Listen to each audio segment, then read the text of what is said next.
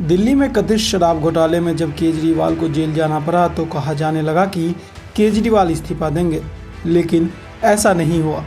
लोकसभा चुनाव से पहले इस उठापटक में केजरीवाल चुनाव प्रचार के लिए बाहर भी आए, फिर दोबारा जेल भी गए, लेकिन इस्तीफा नहीं दिए और जेल से सरकार चलाने का दम भरने लगे।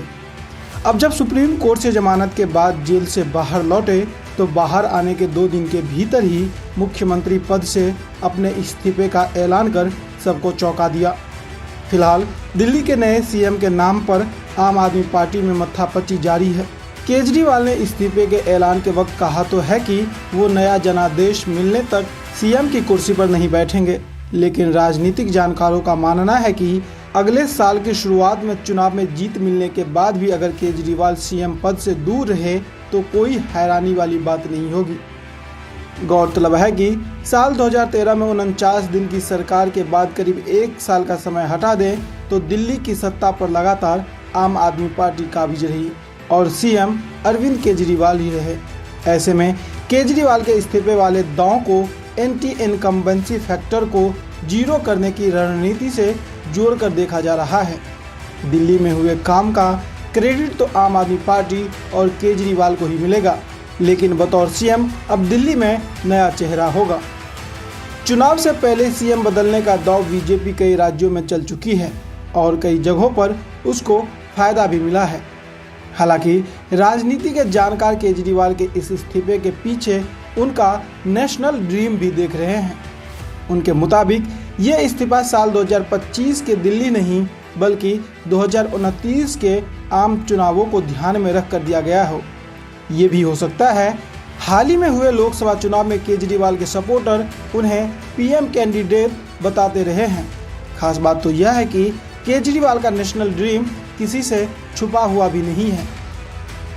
आज भी जब मोदी और राहुल गांधी के इतर पीएम कैंडिडेट पर बात होती है तो बिहार के मुख्यमंत्री नीतीश कुमार, पश्चिम बंगाल के मुख्यमंत्री ममता बनर्जी के बाद दिल्ली के मुख्यमंत्री अरविंद केजरीवाल का नाम ही लिया जाता है। हाल ही में हुए सर्वे में केजरीवाल देश के सर्वश्रेष्ठ मुख्यमंत्रियों की लिस्ट में यूपी के सीएम योगी आदित्यनाथ के बाद दूसरे नंबर पर रहे थे।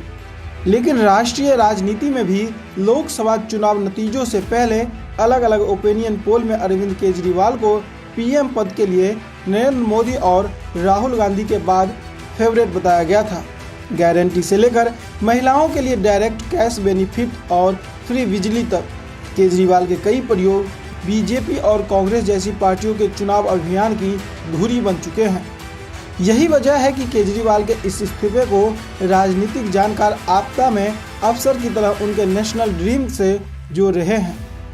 केजरीवाल भले ही दिल्ली के मुख्यमंत्री हो, लेकिन दिल्ली के सीएम की धमक उतनी नहीं होती जितनी यूपी, बिहार, मध्य प्रदेश या किसी दूसरे बड़े राज्य के मुख्यमंत्री की होती है।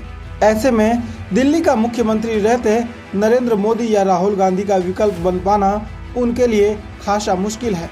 लेकिन अगर वे दिल्ली में किसी और नेता को मुख्यमंत्री बना देते हैं तो वे दिल्ली के सीएम नहीं बल्कि एक ऐसी पार्टी के अध्यक्ष के रूप में जाने जाएंगे जिसकी 2 राज्यों दिल्ली और पंजाब में बहुमत से सरकारें चल रही है। ऐसे में मोदी और राहुल गांधी को टक्कर देने के मामले में उनका कद नीतीश कुमार, ममता बनर्जी जैसे मुख्यमंत्रियों या अखिलेश मायावती जैसे पूर्व मुख्यमंत्रियों की तुलना में काफ़ी बड़ा माना जाएगा। इंडिया ब्लॉक में भी अरविंद केजरीवाल की ताकत बढ़ेगी। सीटों के लिहाज से संसद में अखिलेश यादव की अगुवाई वाली समाजवादी पार्टी और ममता बनर्जी की तृणमूल कांग्रेस भले ही आम आदमी पार्टी से आगे नजर आए, लेकिन इन दलों का प्रभाव एक राज्य तक ही सीमित है। केजरीवाल की अगुवाई वाली आम आदमी पार्टी विपक्षी गठबंधन में कांग्रेस के बाद इकलौती ऐसी पार्टी है जिसकी 2 राज्यों में सरकारें हैं और 3 राज्यों की विधानसभा में उसके विधायक हैं। गौरतलब है कि गुजरात चुनाव में आम आदमी पार्टी को 5 सीटों पर जीत मिली थी।